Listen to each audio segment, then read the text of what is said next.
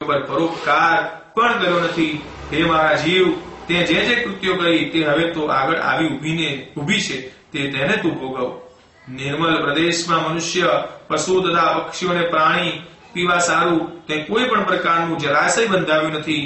ગાયો અને બ્રાહ્મણોને નિવૃત્ત થવાને અર્થે તે હે મારા જીવ તે કોઈ પણ પ્રકારની જીવિકા વાળી નહીં। તો હે મારા જીવ, તે જે જે પ્રકારની કૃત્યો કરી તે આ ભોગવ। હે મારા જીવ, તે નિત્યદાન આપ્યા નથી, એક દિવસ પણ જીવન ક્રિયા નભે એટલો ચારો ગાયને ખવડાવ્યો નથી। વેદ અને શાસ્ત્રો પર શ્રદ્ધા રાખીને તેના સત્યનું પ્રમાણ કર્યું નથી। કોઈ દાડો પણ પુરાણોમાં કહેલી બાબતો પર લક્ષ્ય આપ્યું નથી તથા કોઈ જ્ઞાની મહાત્મા પુરુષનું પૂજન પણ કર્યું નથી। તો તારું કર્યું તું ભોગવ। અતિહિત કરનારા ભરતારનું વાક્ય સ્વીકારવા છતાં કોઈ વખત પતિવ્રત પાડ્યું નથી તથા વૃદ્ધ સાસુ સસરા તથા ગુરુજનના માન પ્રતિષ્ઠા માન્ય કર્યા નથી।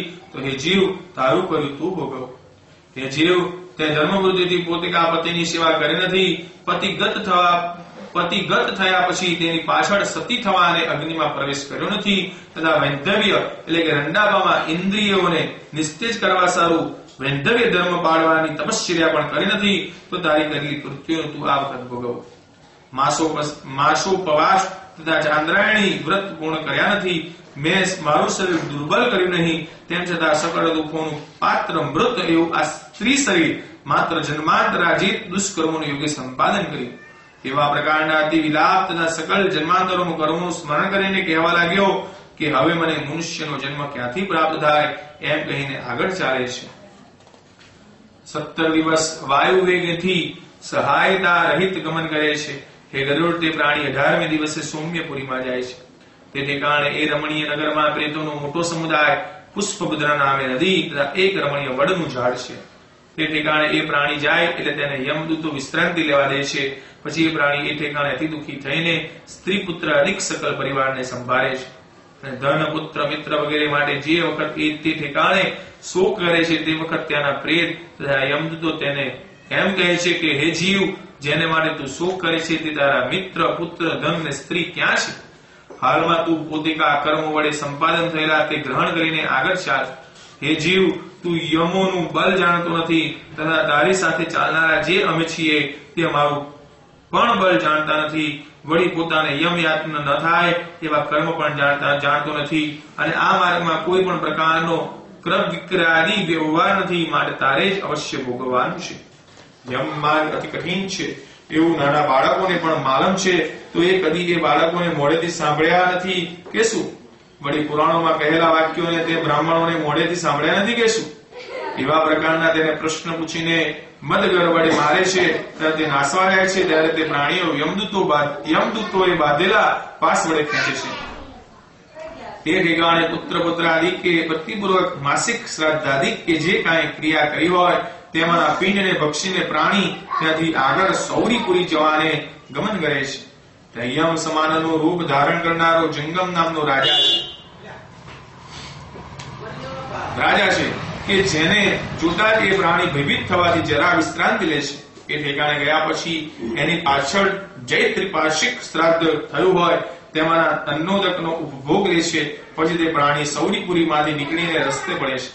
પછી નગેન્દ્ર ભવન નામના નગરમાં અતિ ઉતાવળથી જાય છે। તે સમય માર્ગે જતા મોટા મોટા અશીપત્ર એટલે કે તલવાર જેવા પાંદડા વાળા ઝાડ ના વન જોઈને દુઃખી થવાથી મોટે ઘાટે શોક કરે છે। વળી ત્યાં નિવાસ કરનારા નિર્દય પુરુષો એ પ્રાણીને ગળે બાંધેલા પાસ ખેંચે છે, એટલે ટૂંકો આવવાથી તે વારંવાર શોક કરે છે। એ નગરે બલાત્કારે અને તે 2 મહિને પહોંચે છે, માટે તેની પાછળ તેના બંધવાદી કે જે કઈ મૃત્યુલોકમાં અન્ન જલ અને વસ્ત્રાદિક આપ્યા હોય તેનો પ્રાણી ઉપભોગ લે છે। પછી ત્યારથી પણ તેને યમ કિંકરો ખેંચતા ખેંચતા આગળ લઈ જાય છે। ત્રીજો માસ થાય એટલે પ્રાણી ગંધર્વપુરે જાય છે, ત્યાં પણ તેની પાછળ માસિક શ્રાદ્ધમાં આપેલા પિંડ તથા જન્મનો સ્વીકાર કરીને આગળ જાય છે। ચોથો માસ આવે એટલે શૈલાગમ નામના પૂરમાં એ જીવ પહોંચે છે। ત્યાં જાય એટલે તેના અંગ ઉપર પાષાણની વૃષ્ટિ થાય છે, તેથી તેનું નામ શૈલાગમ છે। એ ઠેકાણે તેની પાછળ ચોથા માસમાં શ્રાદ્ધમાં અપાયેલા અન્નોદકનો ભોગ લેવાથી એ પ્રાણી કેટલો વખત સુખી થાય છે। પાછો ત્યાંથી 5મા મહિનાને અંતે કૌચ નામના નગરમાં જાય છે। એ ઠેકાણે એ પ્રેત વાસ કરે ને 5મા મહિનામાં શ્રાદ્ધમાંના પિંડ યમદૂત તેના હાથમાં આપે તે પ્રાણી ભક્ષણ કરીને તેને ત્યાંથી ક્રૂરપુરે જાય છે. તે પ્રાણી એ ક્રૂરપુરે પહોંચે એટલે તેની પાછળ તેના પુત્ર આદિ કોઈ 5.5 મહિને જે શ્રાદ્ધ કરેલું હોય તેમાં આપેલા પિંડ નિવૃત્ત થઈને પ્રાણી કેટલો વખત ત્યાં રહે છે. પછી તે ઠેકાણે એક ઘડી નિવાસ કર્યા પછી અતિ કંપાયમાન થવાથી દુઃખી થાય છે. એમ છતાં યમદૂતો તેને તિરસ્કાર કરતા થકા ત્યાંથી બીજે લઈ જવા માંડે છે. તેથી ક્રૂરપુરનો ત્યાગ કરીને તે પ્રાણી વિચિત્ર નામના ભુવને જાય છે. ત્યાં વિચિત્ર એવા નામના રાજા નિવાસ કરે છે. તેને તો બંધુ રાજ્યનું પાલન કરે છે.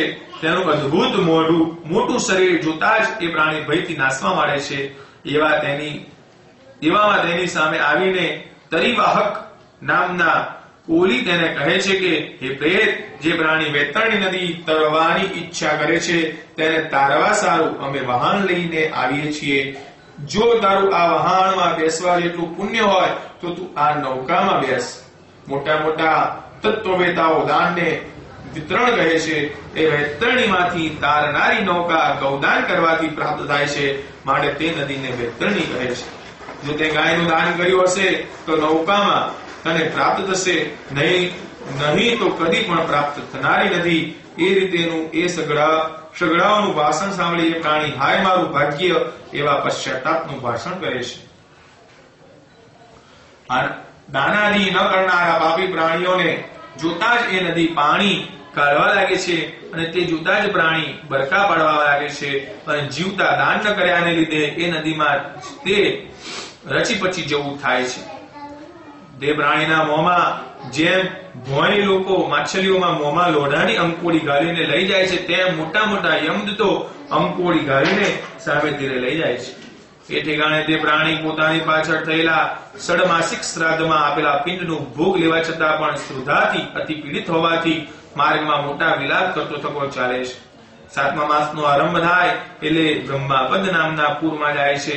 તે પછી તે ઠેકાણે વાસ કરીને 7મા મહિનામાં પુત્રાદિકે કરેલા શ્રાદ્ધનો ભોગ લે છે. એ નગરને જોઈને દુઃખદ નામના પૂરમાં જાય છે. હે ગરુડ, એ પ્રાણી ત્યાં જાય છે એટલે મહદ દુઃખનો અનુભવ લે છે. 8મા મહિનામાં કરેલા શ્રાદ્ધનો ભોગ લઈને પછી તે ત્યાંથી ચાલવા માંડે છે. 9મો મહિનો પૂરો થાય એટલે નાના ગ્રંથ નામના પૂરમાં જાય છે. તે ઠેકાણે અતિ ભયંકર તથા ક્રૂર શબ્દ કરનારા ક્રંદગણ જોઈને પોતે દુઃખી થઈને મોટે ઘાટે રડી પડે છે. પછી એ પ્રેત 10મો માસ લેશે એટલે એ નગરનો પણ ત્યાગ કરીને યમદૂતોનો તિરસ્કાર પામવા છતાં અતિ દુઃખ યુક્ત થઈને સુસુપ્ત ભુવન નામના પૂરમાં જાય છે.